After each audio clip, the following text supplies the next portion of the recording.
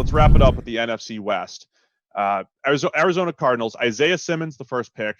DeAndre Hopkins, their second rounder. Can I say that? Stop it. Josh Jones from Houston, their third rounder. Josh Jones falling to number 72, one of the biggest question marks of the draft. We had him as first round value.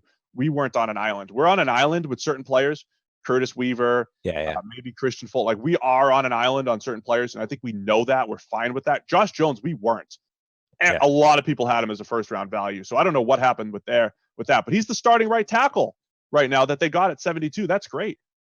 And he was also a guy that complete spectrum of people were pushing high. Like the senior, Jim Nagy in the Senior Bowl were talking about this guy as a first round talent. Like the scouting people loved him. The analytics loved him. Everybody loved Josh Jones. So for whatever reason, he fell. Maybe there's something we don't know about, medicals, off-field issues or whatever.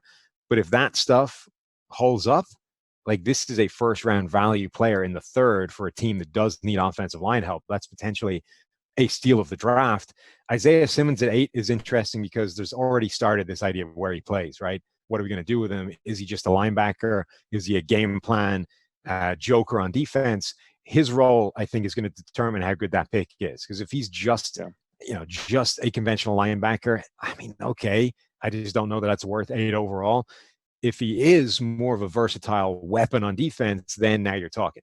Yeah, well, there's one quote saying he's going to be a linebacker. The extensive quote was completely different. So don't fall for one quote analysis that people go with.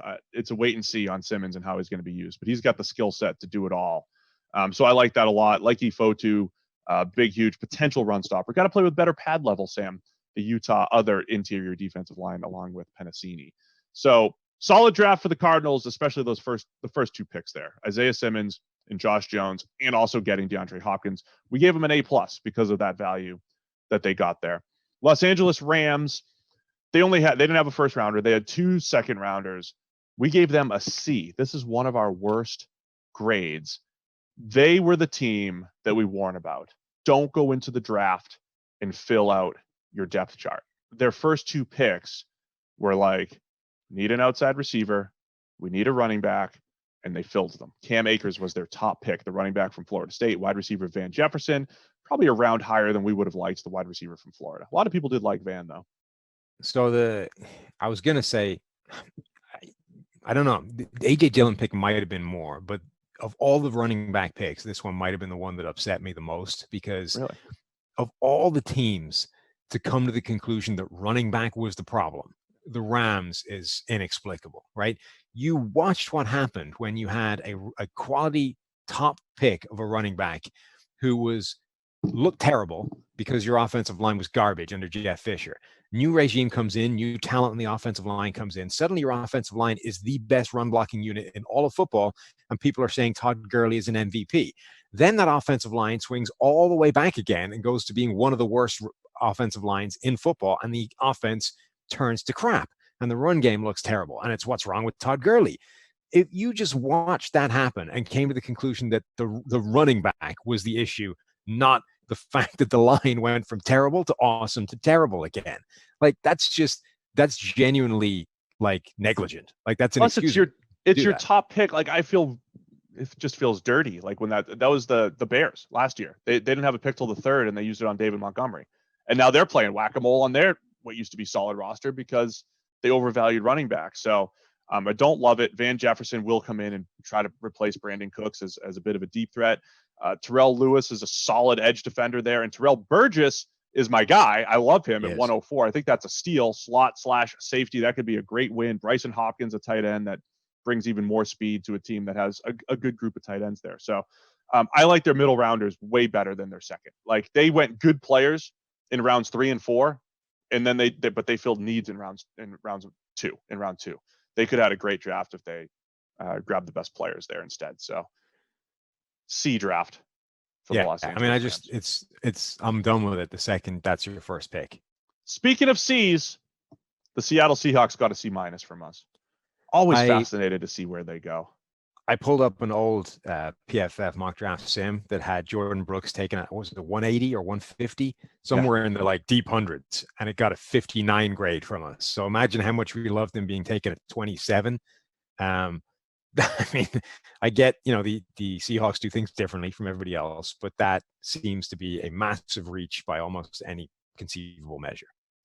Yeah, he's a run stopping linebacker in the first round. That's what he is. He's moves pretty well downhill. It's tough to justify at 27. Darrell Taylor's an edge that they got, and Alton Robinson an edge that they got in the 5th. Honestly, I don't think there's a big difference between both of those guys. I think they're both going to be solid contributors. Colby Parkinson's just a big monster tight end that can't move well and catches back shoulders. I do like that. He could do that with Russell Wilson. But that's in the 4th round. Fine. Damian Lewis, your big mauling interior O-lineman. So they got some decent players, some unexciting players. I think they got some rotational players on the defensive line, and then just didn't love the first rounder.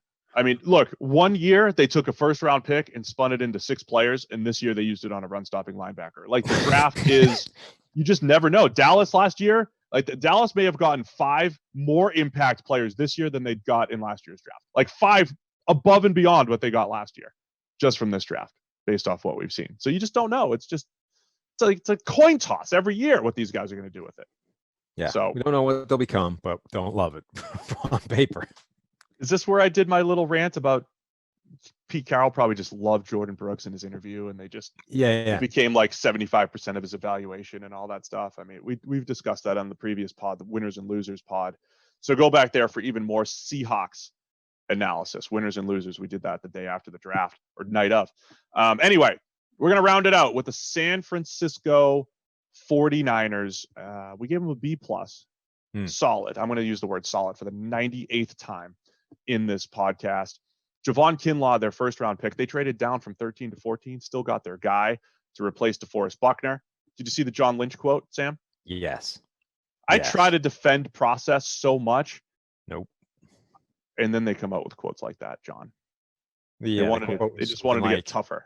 Right. You got to get tougher, because look at those big mauling guards in Seattle. And when those guys are grinding on you all day, it's just, those guys get tired. So when you get rid of DeForest Buckner and get in Javon Kinlaw instead, just to deal with the Seahawks. I don't mind drafting to beat your division. It's 6 games. But if it's I can justify Isaiah Simmons, because I'm like, here's how he's going to stop the Rams. Here's how he's going to play against the Niners. Here's how he's going to cover these.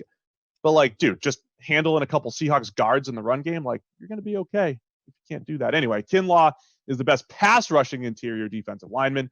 And Brandon Ayuk is a great scheme fit, because he averaged 10 yards after the catch per reception last year, and the Niners are going to put him in space, which is great.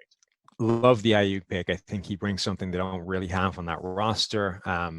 He also fits with the guys already on that roster. I think there was concerns that other receivers didn't necessarily, but I think that's a great pick.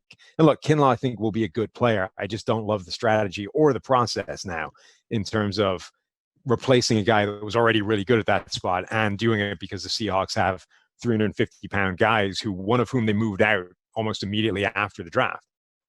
And perhaps the biggest news for the entire weekend for the Niners, Joe Staley retires at left tackle. He has been so good for 10 plus years at that position.